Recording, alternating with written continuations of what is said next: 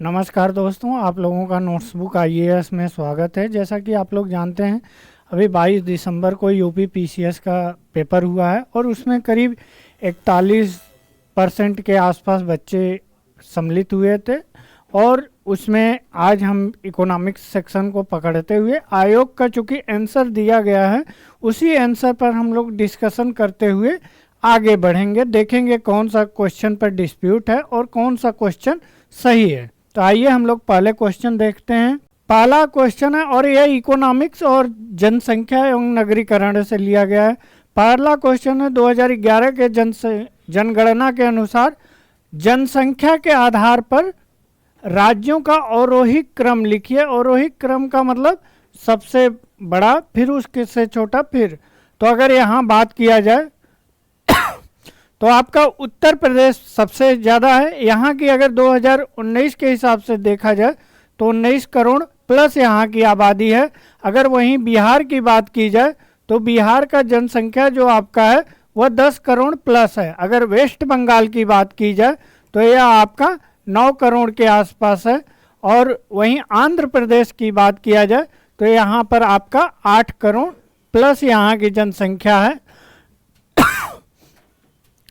अगर उस आधार पर देखेंगे तो सबसे पहले आपका 3 आएगा, तो आपका यह ऑप्शन कट गया और यह कट गया।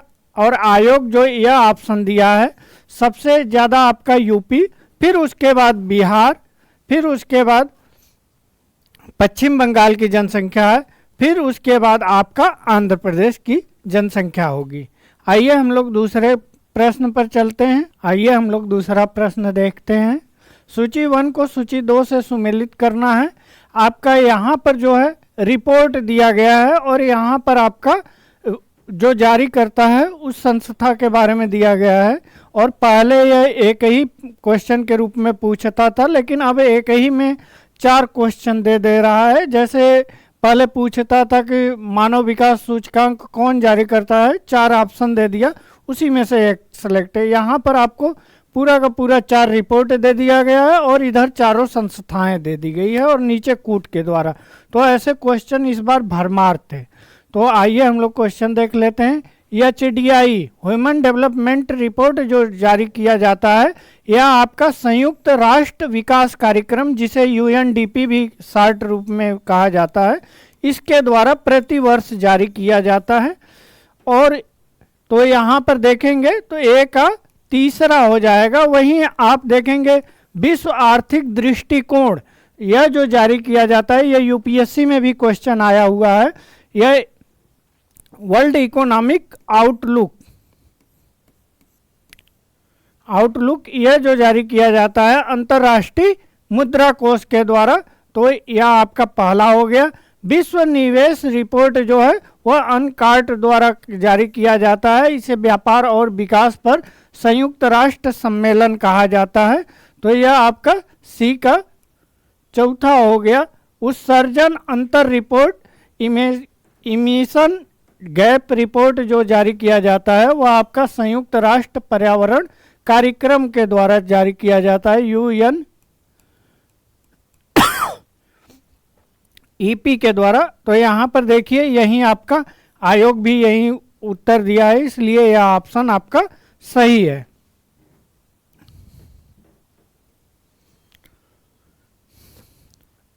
अगला आपका है निम्नलिखित घटनाओं पर विचार कीजिए और इन्हें कालानुक्रम में व्यवस्थित कीजिए और सबसे पहले से लेके आखिरी तक।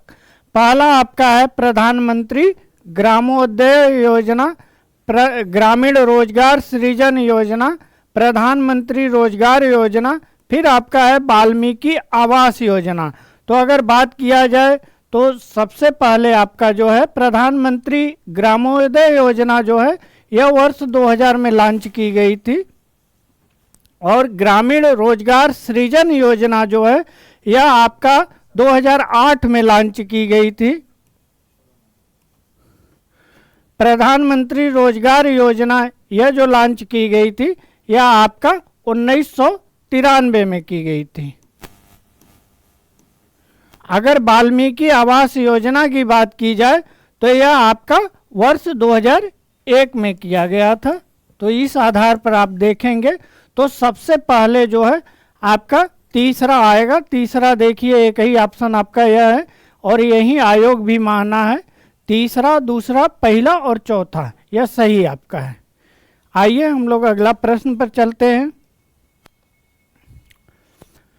निम्नलिखित सूचियां 1 और 2 जो हैं अर्थशास्त्री आबलिक लेखक दिया गया है, उनकी पुस्तकों के क्रम को दर्शाया गया है और इसको सुमेलित करना है। अर्थशास्त्री आबलिक लेखक और पुस्तक इधर दिया गया है। पहला आपका मेडल है और इधर आपका हर्समैन, कल्डार, एडम स्मिथ। तो एडम स्मिथ के बारे में तो सब लोग जानते होंगे, जो लोग पढ़े भी, जो तैयारी कर रहे हैं वह भी, और अर्थशास्त्र के बारे में जो पढ़े हैं वह तो खैर पूरे जानते होंगे। तो एडम स्मिथ की अगर बुक की बात की जाए तो इनकी बुक जो है an inquiry into the nature to the wealth of nation है। तो शार्ट लिखा जाता है to the wealth of nation. तो आपका यहाँ पर तो डी का चौथा मिल गया, लेकिन अन्य कोई नहीं मिल रहा है। तो ऐसे प्रश्नों का भरमार था। अगर वहीं बात किया जाए मेलॉर्ड की बुक की तो economic theory and underdeveloped region, यह इनकी बुक है। यह 1957 में यह आई थी बुक और यह आपका सही है, यानी कि पहला का पहला है। और वहीं हर्समैन की बात की जाए तो the strategy of economic development, यह 1958 में आपकी बुक आई थी। अगर वहीं कल्डार की बात की जाए या केल्डार की बात की जाए, strategy factor in economic development, यह 1967 में यह बुक आई थी। अगर आप लोग इसको सीक्वेंस में एकदम क्रम से है तो पहला ए का जो होगा वो 1 होगा, बी का 2 होगा, वहीं सी का 3 होगा और डी का 4 होगा। यानी कि पहला ऑप्शन यह आयोग भी माना है, इसलिए पहला आपका ऑप्शन सही है। यह आपका भारत में बेरोजगारी के संदर्भ में दिया है, बेरोजगारी दर के बारे में। जुलाई सितंबर 2019 से लेकर जुलाई सितंबर 2022 के बीच में भारत में बेरोजगारी की प्रवृत्ति के संदर्भ में निम्नलिखित में से कौन सा कथन सही है। यहाँ ध्यान दिया कीजिए, क्योंकि सही नहीं भी बोल देता है और कभी कभी सही भी बोलता है। यह स्थिर रही है या घट गई है, मतलब बेरोजगारी जो है वह घट गई है, इसके बारे में दे रहा है। तो यहाँ पर अगर इस सर्वे की बात की जाए, यह जो आंकड़ा जारी किया गया था उसके आधार पर बात किया जाए तो बेरोजगारी घट गई थी, स्थिर नहीं रही थे। अगर इस आधार पर देखेंगे तो दूसरा आपका उत्तर सही है और पहला आपका गलत है।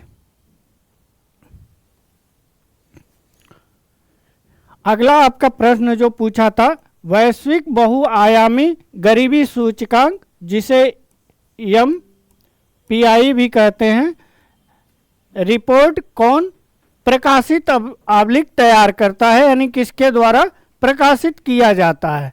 तो यह रिपोर्ट 2010 से प्रकाशित किया जाता है। इसमें 3 आपके डायमेंशन होते हैं।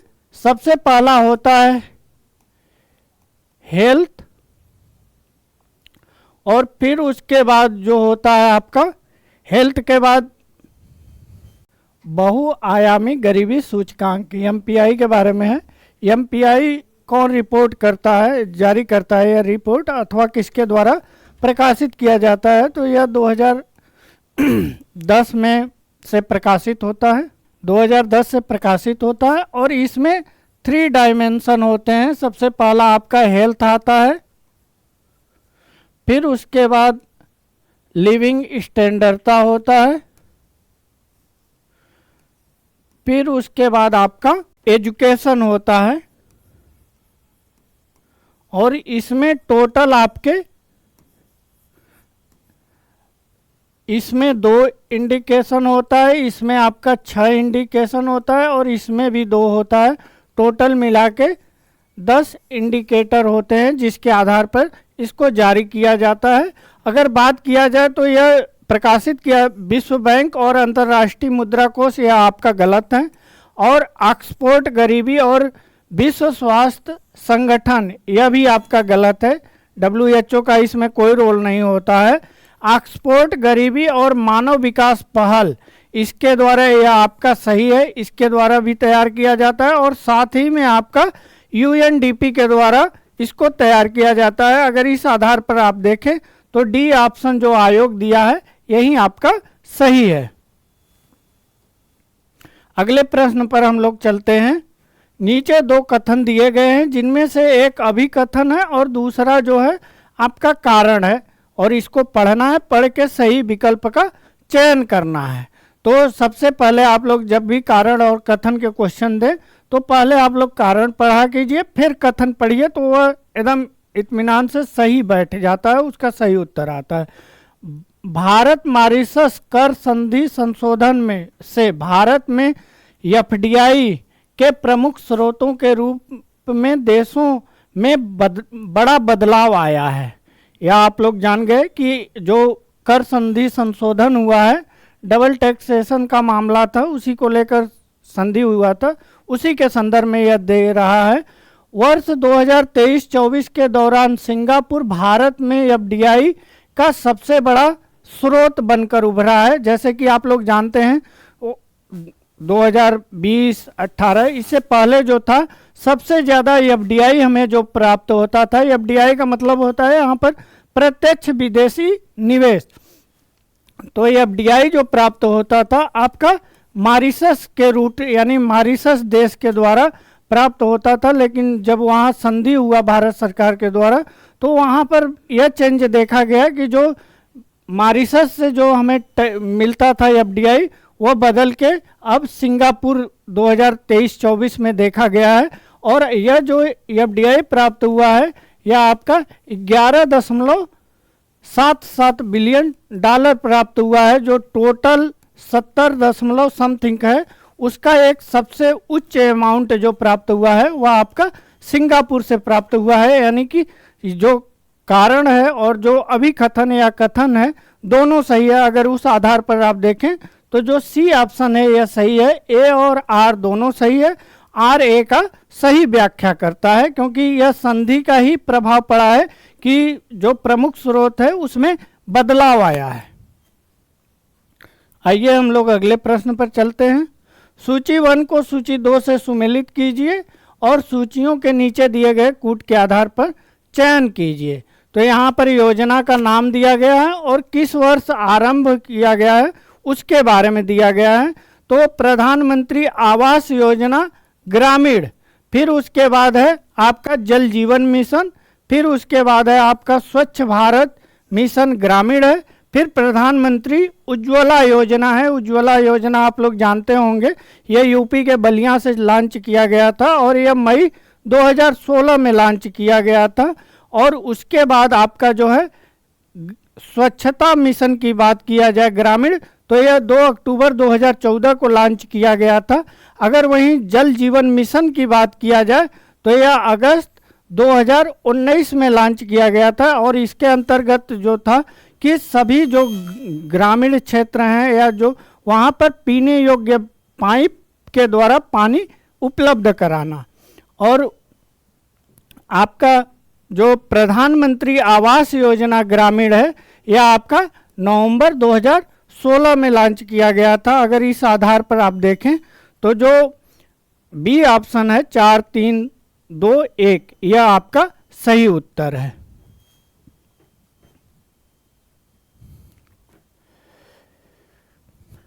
मानव विकास सूचकांक, देखिए मानव विकास सूचकांक से आपका 2 क्वेश्चन आ गया। किन संकेतकों का उपयोग किया जाता है? तो यहाँ पर 4 संकेतक दिए गए हैं और कूट के आधार पर नीचे उत्तर भी चयन करना है। सबसे पहला आय है, फिर शिक्षा है, फिर पर्यावरण की स्थिति है और जीवन संभावित जीवन अवधि या आयु से है।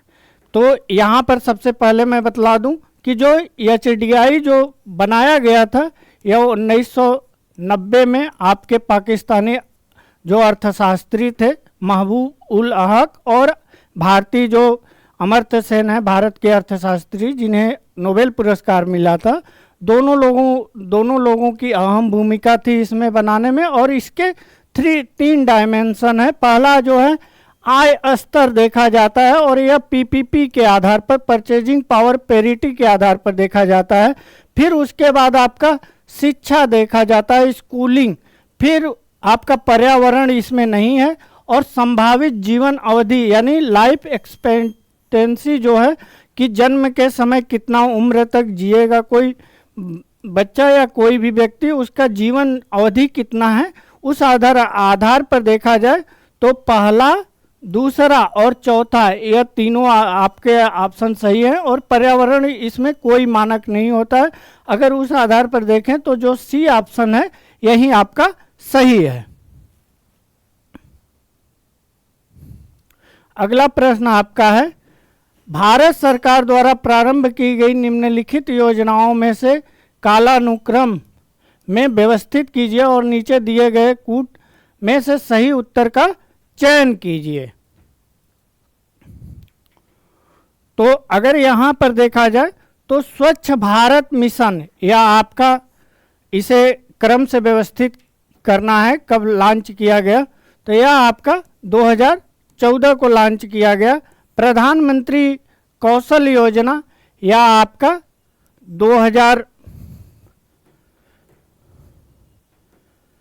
2015 को यह लॉन्च किया गया है।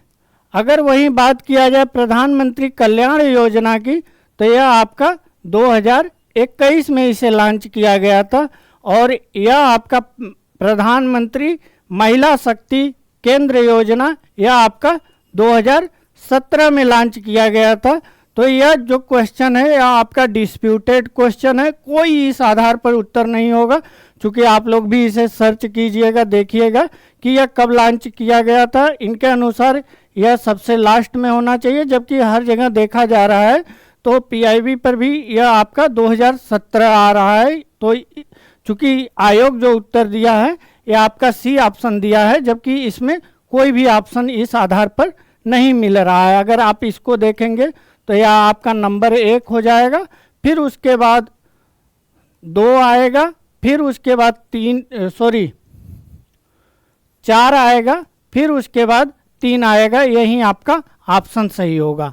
तो अगर 1 2 फिर उसके बाद 4 है, फिर आपका 3 है, तो ऐसा कोई ऑप्शन नहीं है, चूंकि आयोग यह माना है। तो अगर आप लोग इस पर क्लेम करते हैं तो यह ऑप्शन हमारे समय से आयोग को हटाना पड़ेगा। आइए हम लोग आगे देख लेते हैं। माल्थस ने तर्क दिया कि जनसंख्या, फिर बाद में स्पेस दे दिया है, प्रगति में बढ़ती है, जबकि कृषि उत्पादन / खाद्य आपूर्ति प्रगति में बढ़ती है। डॉट दिया है, फिर बाद में नीचे दिया है रिक्त स्थानों की पूर्ति के लिए सही उत्तर का चयन कीजिए।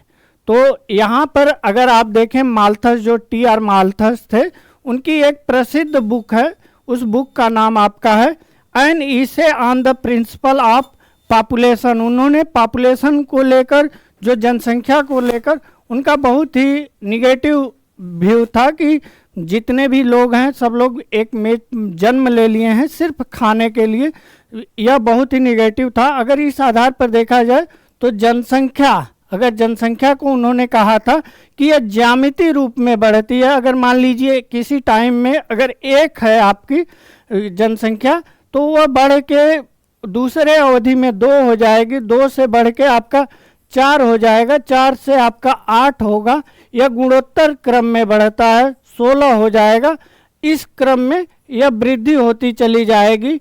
जबकि आपका जो खाद्य आपूर्ति है यह अंक गणितीय रूप में बढ़ती है, यानी कि 1 2 3 4 5 इसी क्रम में बढ़ती जाती है। तो अगर इससे आप करें तो यहाँ संतुलन है, फिर उसके बाद असंतुलित पैदा हो जाता है, क्योंकि उस समय का जो दृष्टिकोण था वह यही था, लोग जनसंख्या बहुत ज़्यादा बढ़ती जा रही थी, लेकिन उसी के विरोध में, इनके दृष्टिकोण के विरोध में कई अर्थशास्त्री आगे चल के कई अपनी विचारधारा भी देखते हैं, तो वह भी आप लोग देख लीजिएगा, क्योंकि इसमें जो आपका ऑप्शन है यही डी ऑप्शन आपका सही है।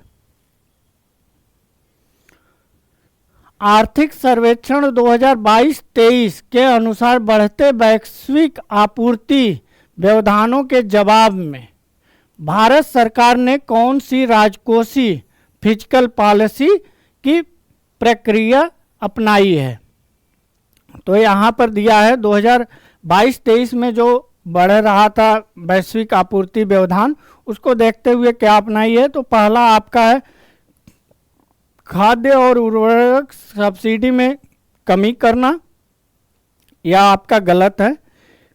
ईंधन और आयातित उत्पादों पर कर बढ़ाना, यह भी आपका गलत है। अगर वही बात किया जाए ईंधन और कुछ आयातित उत्पादों पर कर में कमी करना, यह आपका सही ऑप्शन है। अगर इस आधार पर देखें तो आपका जो ए है यही आपका सही है। अगले प्रश्न पर चलते हैं हम लोग। सूची 1 को सूची 2 से सुमेलित कीजिए और सूचियों के नीचे दिए गए कूट का प्रयोग करते हुए सही उत्तर का चुनाव करना है।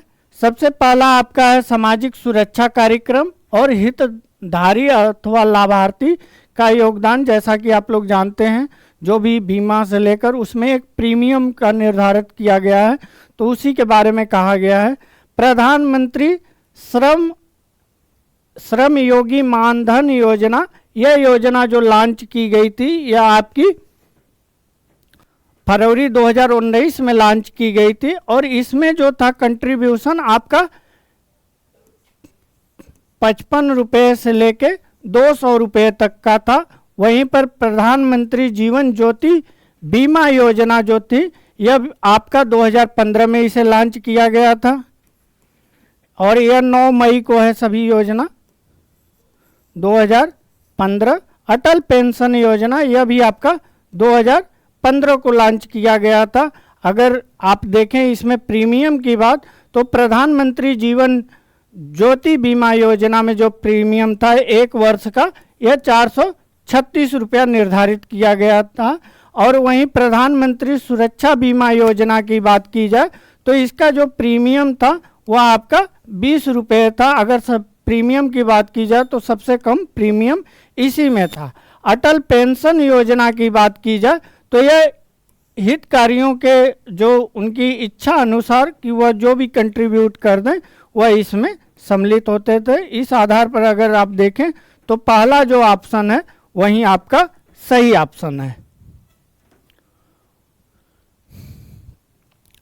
नीचे 2 कथन दिए गए हैं जिनमें से एक अभिकथन है तथा दूसरा कारण कहा गया है। अभी सबसे पहले हम लोग कारण देखते हैं। प्रति व्यक्ति आय वृद्धि विकास का पर्याप्त माप नहीं है, यह बात आपका सही है कि अगर प्रति व्यक्ति आय अगर बढ़ती है पर कैपिटा इनकम तो इसे आपका विकास डेवलपमेंट नहीं कहा जाता है, इसको आप ग्रोथ के रूप में परिभाषित कर सकते हैं। इकोनॉमिक ग्रोथ के रूप में अगर हमारे पुराने वीडियो को फॉलो करते हो तो यह एकदम डायरेक्ट क्वेश्चन आपको यहाँ से मिल गया है। तो यह आपका सही नहीं है, विकास का पर्याप्त माप नहीं है। वहीं आपका अभिकथन जो है विकास को जीवन स्तर और कल्याण के वृद्धि के रूप में परिभाषित किया जाता है, यह बात एकदम सही है। अगर डेवलपमेंट की बात किया जाए तो डेवलपमेंट जो होता है आपका यह गुणात्मक वृद्धि को शो करता है। गुणात्मक का तात्पर्य है कि आपका इकोनॉमिक ग्रोथ भी साथ में हो और साथ में आपका लिविंग स्टैंडर्डता भी आपकी बढ़े, दोनों की वृद्धि को ही डेवलपमेंट कहा जाता है। उसमें शिक्षा, स्वास्थ्य और अन्य चीज़ें सभी चीज़ें सम्मिलित होती हैं। तो अगर इस आधार पर आप देखें तो जो सही कूट होगा यह आपका पहला होगा। ए आर दोनों सही है और आर ए का सही व्याख्या करता है, यही आपका सही ऑप्शन है। आइए हम लोग आगे चलते हैं। सतत विकास लक्ष्य 2030 में लक्ष्य 4 को प्राप्त करने के लिए कौन से उपाय की आवश्यकता है या आवश्यक है? तो अगर आप देखें तो सतत विकास लक्ष्य जो है SDG यह आपका 2015 में लॉन्च किया गया था और इसके टोटल जो आयाम हैं यह आपके 17 हैं, और अगर गोल टारगेट की बात की जाए तो 169 हैं। अगर इससे पहले की बात की जाए तो मिलेनियम डेवलपमेंट गोल के रूप में जाना जाता था, और यह 1990 इसका था, और इसका जो टोटल था वह आपका 2015 तक इसे रखा गया था। फिर 2015 से 2030 तक आपका एसडीजी को टारगेट पाने का टारगेट रखा गया है।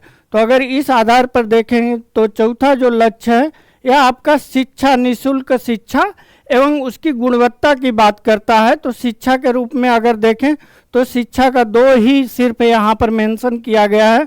तीसरा और चौथा जो है यह आपका कृषि कार्यक्रमों का विकास के बारे में कहा गया है, और चौथा जो है वो प्रौद्योगिकी में निवेश की बात किया गया है। तो यह आपके गलत हैं। अगर वहीं बात किया जाए पहला का, तो शिक्षा निःशुल्क और अनिवार्य बनाना चाहिए। अगर आप शिक्षा को निःशुल्क और अनिवार्य बनाएंगे तभी वह आपका फुल लिटरेसी रेट को हासिल करने में मदद करेगा, जो एसडीजी 4 का टारगेट है। अगर वहीं स्कूली बुनियादी ढांचे में सुधार और डिजिटल परिवर्तन को अपनाना, अगर इस परिवर्तन को आप अपना रहे हैं तो यह कहीं ना कहीं शिक्षा की गुणवत्ता में भी वृद्धि करेगा। तो अगर इस आधार पर देखा जाए तो जो पहला आपका कूट है यही आपका 1 और 2 यह आपका सही है। भारत सरकार द्वारा प्रारंभ की गई निम्नलिखित योजनाओं को कालानुक्रम में व्यवस्थित कीजिए और नीचे दिए गए कूट से सही उत्तर का चुनाव कीजिए। समन्वित ग्रामीण विकास कार्यक्रम, यह आपका कार्यक्रम जो है यह 1978 में इसे लॉन्च किया गया था। हम एक ही क्रम में लिखते चले जा रहे हैं, फिर बाद में उसको हम लोग सीक्वेंस में बैठाएंगे। स्वर्ण जयंती ग्राम स्वरोजगार योजना, यह बहुत ही प्रचलित योजना थी। इसे 1999 में लॉन्च किया गया था। वहीं आपका राष्ट्रीय ग्रामीण रोजगार गारंटी योजना है, जिसे नरेगा भी कहा जाता था। तो नरेगा जो आपका अधिनियम बना था, यह अधिनियम आपका 2005 में बना था, और यह आपका 2006 में भारत के जो पिछड़े जो जिले थे 200 उसमें लागू किया गया था। फिर अगले बार उसे संपूर्ण भारत में क्रमबद्ध तरीके से 2007-8 में इसे लॉन्च कर दिया गया। वहीं प्रधानमंत्री जनधन योजना की बात की जाए तो यह आपका 2014 में इसे लॉन्च किया गया था। तो इस क्रम में अगर आप देखें तो सबसे पहला आपका IRDP है, जिसे समन्वित ग्रामीण विकास कार्यक्रम कहते हैं। फिर उसके बाद स्वर्ण जयंती ग्राम स्वरोजगार योजना है। फिर उसके बाद आपका नरेगा का क्रम आएगा। उसके बाद प्रधानमंत्री जनधन योजना। तो यहाँ पर आयोग भी ए ऑप्शन दिया है, इसलिए आपका पहला, दूसरा, तीसरा और चौथा यह सीक्वेंस में एकदम सही है। आइए हम लोग आगे अगले प्रश्न पर चलते हैं। आर्थिक समृद्धि, अभी हम लोग आर्थिक समृद्धि और आर्थिक विकास के बारे में बात कर रहे थे, और उसी को लेकर एक प्रश्न और दे दिया।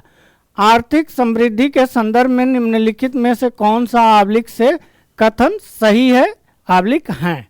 भारतीय अर्थव्यवस्था एक अल्प विकसित अर्थव्यवस्था है। भारत की जो अर्थव्यवस्था है, चूँकि अल्प विकसित अर्थव्यवस्था का यहाँ पर नहीं देना चाहिए इस शब्द का प्रयोग, लेकिन यह दिया गया है तो कुछ हद तक यह सही भी है। विकासशील भारतीय अर्थव्यवस्था जो है वह एक विकासशील अर्थव्यवस्था है। भारतीय अर्थव्यवस्था एक मिश्रित अर्थव्यवस्था है। तो यह आप लोग कई वीडियो में जब पुराने हमारे वीडियो देखेंगे तो उसमें आपको मिल जाएगा, क्योंकि यहाँ पर मिक्स इकोनॉमिक का जो कॉन्सेप्ट है यह आपका 6 अप्रैल 1948 को श्यामा प्रसाद मुखर्जी द्वारा सबसे पहले संसद में पेश किया जाता है कि मिक्स इकोनॉमिक, हम ना तो पूंजीवाद की तरफ जाएंगे और न ही समाजवाद की तरफ जाएंगे, और दोनों जो कम्युनिस्ट है और जो कैपिटलिज्म है इसके बीच में हम रहेंगे, क्योंकि हमारी अर्थव्यवस्था, हमारा देश जो है औपनिवेशिक काल से अभी बाहर आया है। और 2 महत्वपूर्ण आपके धुरी देश थे, एक आपका अमेरिका था और दूसरा जो है आपका USSR था। तो किसी के पास जाने से उस समय बहुत डर था, क्योंकि शायद वह शोषण या उस दंश से हम लोग बाहर नहीं निकल पाते, जिससे हम लोग करीबन 200 साल तक झेल के बाहर निकले थे। तो यह दोनों आपका यहाँ पर सही है। तीसरे पर बात किया जाए तो जे.एम. किंग अर्थशास्त्र के जनक हैं, यह आपका गलत है। अर्थशास्त्र के जनक जो हैं वह आपके एडम स्मिथ हैं। एडम स्मिथ की जो बुक की नाम है आपका, यह आपका 1776 में बुक आई थी, और इस बुक का जो नाम है an inquiry into the nature to the wealth of nation. अगर इस आधार पर देखा जाए तो पहला और दूसरा जो विकल्प है वह आपका सही है। अगर इस आधार पर देखेंगे तो पहला ऑप्शन आपका सही है। आइए हम लोग आगे चलते हैं। नीचे दो कथन दिए गए हैं, जिनमें से एक अभिकथन है और दूसरा आपका कारण है। सबसे पहले हम लोग कारण को पढ़ते हैं। विदेशी मुद्रा मांग और आपूर्ति केंद्रीय बैंक द्वारा निर्धारित की जाती है। तो यह आपका जब 1970-72 की स्थिति थी, उस समय केंद्रीय बैंक की महत्वपूर्ण योगदान था, क्योंकि उस समय जो आरबीआई के गवर्नर होते थे वह सुबह एक घोषणा कर देते थे कि हम डॉलर को इतने पर खरीदेंगे, और खरीदने और बेचने को आपका आस्क और बीड रेट कहा जाता था, तो उस आधार पर खरीदेंगे। लेकिन वर्तमान समय में देखा जाए तो डिमांड और सप्लाई के आधार पर यह निर्धारित होता है, विदेशी मुद्रा की जो मांग और आपूर्ति है। और वहीं अगर अभिकथन की बात किया जाए तो राष्ट्रीय मुद्रा वह मुद्रा है जो विदेशी मुद्रा की मांग और आपूर्ति द्वारा तय होती है, उसे नम्य विनिमय दर कहा जाता है। तो अगर इस आधार पर देखा जाए तो आपका जो डी ऑप्शन है यह आपका सही है। ये तो सही है, नम्य विनिमय दर कहा जाता है, जबकि आपका आर जो है वह गलत है। नम्य विनिमय दर वह होता है जो विदेशी मुद्रा को डिमांड और सप्लाई के आधार पर जिसको आपका मैनेज किया जाए, मतलब कि एक्सचेंज रेट जो है वह आपका उसके आधार पर हो, डिमांड और सप्लाई के आधार पर। तो पहला आपका सही है, जबकि कारण जो है वह गलत है। आइए हम लोग आगे चलते हैं। भारत के संदर्भ में निम्नलिखित घटनाओं पर विचार कीजिए। बैंकों का राष्ट्रीयकरण, अगर राष्ट्रीयकरण की बात की जाए तो राष्ट्रीयकरण 2 फेज में हुआ था। एक आपका 1969 में हुआ था और दूसरा जो है आपका 1980 में हुआ था। और आगे हम लोग देख लेते हैं, यह जो क्वेश्चन जो पूछा गया है, भारत में वित्तीय समावेशन, समावेशन का शब्द आप लोग हमेशा सुनते होंगे। वित्तीय समावेशन का तात्पर्य यहाँ पर यही है कि वहनीय लागत पर एक जो सबसे पिछड़ा व्यक्ति, आम व्यक्ति है, उसको भी बैंकिंग सुविधाओं से उसे जोड़ा जा सके। तो अगर आप देखेंगे तो प्रारंभ में जो बैंकों का विकास था उस पर प्राइवेट सेक्टर या तो कहा जाए पूंजीवाद, जो लोग जिनके पास पूंजी ज़्यादा थी उन्हीं का पहुंच आपका बैंकों के पास था। तो उस समय इंदिरा गांधी जो थी उन्होंने इसके बारे में सोचा और बैंकों को राष्ट्रीयकरण कर दिया। राष्ट्रीयकरण करने का मतलब वह आम पब्लिक के लिए एक वहनीय लागत में उनको उपलब्ध करा दिया। अगर उसके आधार पर देखा जाए तो पहला जो वित्तीय समावेशन का बैंकों का राष्ट्रीयकरण है यह आपका एकदम सही है, फिट है। फिर क्षेत्रीय ग्रामीण बैंक का गठन, अगर क्षेत्रीय ग्रामीण बैंक की गठन की बात की जाए तो यह आपका 2 अक्टूबर 1975 को इसकी स्थापना हुई थी। और इसकी स्थापना के पीछे सबसे बड़ा जो कंसेप्ट था कि ग्रामीण क्षेत्रों में जो आपका बैंक, जहां तक राष्ट्रीयकरण बैंक नहीं पहुंच पा रही हैं वहां तक इनको पहुंचाना और आम पब्लिक को जो ग्रामीण क्षेत्रों में रहते हैं उनको बैंकिंग सुविधाओं से जोड़ना। तो यह भी आपकी सबसे महत्वपूर्ण वित्तीय समावेशन में इसका भी योगदान है। बैंक शाखाओं द्वारा गांव को गोद लेना, यह भी योजना चलाई गई थी। और जब गोद ले लेते हैं आप किसी गांव को तो उसका समस्त जो वित्तीय चीज़ें हैं वह देखरेख उस बैंक की हो जाती है, कि उनका एक टारगेट हो जाता है कि हम आज इतने लोगों को जोड़ेंगे और टारगेट बना लेते हैं कि इस गांव को गोद लिए हैं तो यहाँ पर संपूर्ण जो परिवार हैं उनको हम बैंक शाखाओं से उनके अकाउंट या अन्य लाभ जो हैं उसको यह जोड़ेंगे तो यह जो है वित्तीय समावेशन का ही भाग है। अगर इस आधार पर देखा जाए तो पहला जो आपका पहला, दूसरा, तीसरा तीनों विकल्प आपका सही है। आइए हम लोग अगले प्रश्न पर चलते हैं। राष्ट्रीय खाद्य सुरक्षा अधिनियम। राष्ट्रीय खाद्य सुरक्षा अधिनियम की बात की जाए तो यह जब यूपीए सेकेंड थी, यानी डॉक्टर मनमोहन सिंह की सरकार की दूसरा कार्यकाल था, उसमें यह सबसे राइट टू फूड के नाम से इसे भी जाना जाता है। राइट टू फूड के नाम से इस योजना को जाना जाता है। और इसमें जो था कि संपूर्ण भारत के जो ग्रामीण क्षेत्र की जनसंख्या थी उन्हें 75% लोगों को चयन करना और शहरी आबादी का 50% लोगों को आबादी को कवर करना इस जो अधिनियम का लक्ष्य था वह था। और इसमें महिलाओं और बच्चों को पोषण समर्थन पर विशेष ध्यान दिया गया था। यह भी आपका सही है। और यह योजना 5 जुलाई 2010 को लागू की गई थी। यह गलत है आपका। यह योजना आपका 5 जुलाई 2013 को लागू की गई थी, यानी कि तीसरा जो इसमें कथन है वह गलत है। और दूसरा जो पहला, दूसरा आपका ऑप्शन सही है। अगर इस आधार पर देखें तो डी ऑप्शन आपका सही है। इसमें जो मोटे अनाज रखे गए और साथ ही चावल और गेहूं को एक बहनी लागत में, यानी 1-2 रुपये पर केजी के हिसाब से देने का इसमें टारगेट रखा गया था। और वर्तमान समय में अगर देखा जाए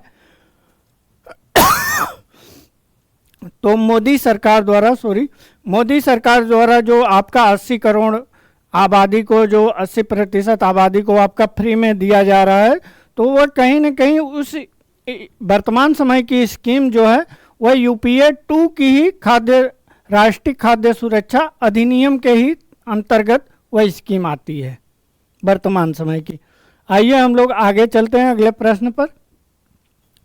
नीचे 2 कथन दिए गए हैं जिनमें से एक अभिकथन ए है और दूसरा आपका कारण है। पहला आपका है, अगर कारण पढ़ें तो सतत विकास लक्ष्यों के आधारभूत आयामों का शिक्षा एवं स्वास्थ्य से घनिष्ठता संबंध है। वहीं आपका अभिकथन जो कहता है मानव विकास सूचकांक एचडीआई एवं सतत विकास लक्ष्यों एसडीजी पर आधारित भारतीय राज्यों की वरीयता सकारात्मक संबंध है। अगर इस आधार पर देखा जाए तो दोनों जो है इसका घनिष्ठता जो है आपका आधारभूत आयामों पर शिक्षा एवं स्वास्थ्य में घनिष्ठता संबंध है, यह तो आपका कारण सही है। और साथ ही साथ मानव विकास सूचकांक और सतत विकास लक्ष्य जो भारतीय राज्यों का जो वरीयता क्रम है यह भी आपका सही है। तो अगर इस आधार पर देखा जाए तो सी ऑप्शन जो है वह सही है। ए आर दोनों सही है और आर ए का सही व्याख्या करता है। सूची 1 को में देशों के नाम दिए गए हैं, जबकि सूची 2 में आपका वर्ष 2022 में प्रवासियों द्वारा भेजी गई राशि का क्रम यानी रैंकिंग है, जिसे रेमिटेंस भी कहा जाता है। मान लीजिए भारत देश है, अगर भारत देश का कोई भी व्यक्ति गल्फ देश में गया है और वहाँ काम कर रहा है तो यहाँ से जो भी भेजेगा इसे रेमिटेंस कहा जाता है। तो उसी के आधार पर कहा गया है, अनुसार दर्शाया गया है। सूची 1 को सूची 2 से सुमेलित कीजिए और सूचियों में सही कूट का चयन कीजिए। सबसे पहले इधर आपका देश दिया गया है, इधर रैंक दिया गया है कि जो कौन सा देश रेमिटेंस भेजने में पहले स्थान पर है। तो यहाँ पर आपका मैक्सिको ए है, फिर बी आपका चीन है, सी आपका भारत है और डी फिलीपींस है। तो अगर देखा जाए भारत, तो भारत इस रैंकिंग में अगर यहाँ पर देखा जाए तो मैक्सिको का आपका स्थान जो है वह आपका दूसरे नंबर पर आता है। वहीं अगर चीन की बात किया जाए तो चीन का जो स्थान होता है वह आपका तीसरा स्थान है। अगर वहीं भारत की बात किया जाए तो भारत के जो लोग हैं वह ज़्यादा से ज़्यादा रेमिटेंस भेजे हैं 2022 में, तो पहला स्थान है। अगर आपका फिलीपींस की बात किया जाए तो फिलीपींस जो है वह चौथे स्थान पर है। तो इस आधार पर जो उत्तर है आपका वह सही है, बी ऑप्शन।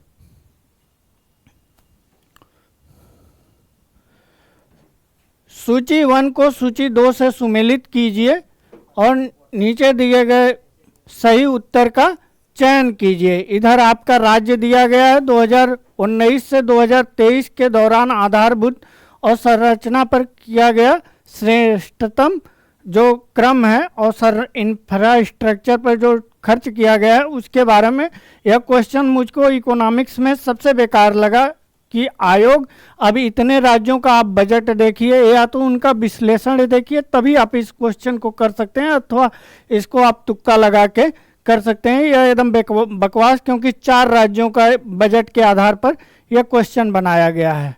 तो अगर देखा जाए तो इधर आपका राज्य महाराष्ट्र है, फिर उसके बाद उत्तर प्रदेश है, फिर तमिलनाडु है, फिर कर्नाटक है, इधर पहला, दूसरा, तीसरा और चौथा है। तो इस आधार पर आप देखेंगे तो जो पहला महाराष्ट्र है, महाराष्ट्र का जो इंफ्रास्ट्रक्चर पर खर्च है यह आपका द्वितीय स्थान पर है। वहीं अगर उत्तर प्रदेश की बात की जाए तो उत्तर प्रदेश आपका पहले स्थान पर है। अगर तमिलनाडु की बात की जाए तो तमिलनाडु आपका तीसरे पर है, जबकि कर्नाटक की बात की जाए तो कर्नाटक आपका चौथे स्थान पर है आपका इंफ्रास्ट्रक्चर पर खर्च करने के मामले में। तो आप लोग कमेंट में बतलाइए, और जो मैं क्वेश्चन बोला हूं कि वह क्वेश्चन आपका गलत है। जो सीक्वेंस में क्रोनोलॉजी के रूप में दिया था, स्वच्छ भारत मिशन, प्रधानमंत्री कौशल योजना और प्रधानमंत्री गरीब कल्याण योजना और साथ ही साथ प्रधानमंत्री महिला शक्ति केंद्र योजना, तो यह आपका सीक्वेंस गलत है। अगर इसको आप लोग क्लेम करते हैं तो अच्छा है, और इसको या तो आपके तरफ से जो भी इसका उत्तर हो वो कमेंट बॉक्स में दीजिए, हम उस पर भी वीडियो बनाएंगे। धन्यवाद।